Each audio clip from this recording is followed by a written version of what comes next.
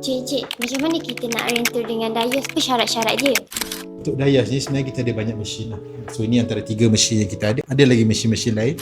So dengan satu harga rental tu, you akan dapat mesin dan juga services-services dia yang termasuk dengan harga. So for example kan, so ini model X. So ini 700 cawan. So ini K95 500 cawan. So ini adalah Mio Novo. So ini 200 cawan. Okey, apa maksud cawan-cawan tu? Maksudnya, contoh kita tekan espresso, kita tengah buat espresso, keluar espresso, itu satu cawan lah kita panggil.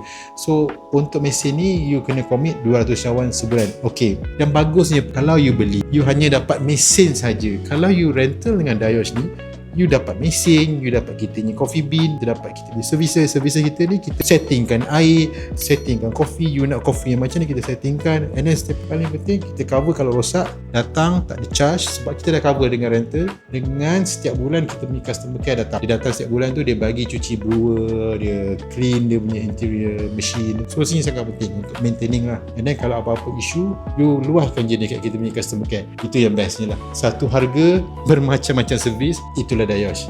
Sekarang ni Dayos ada buat promo untuk mesin mid range kita. Ini K95. So promo ni hanya untuk hari pekerja.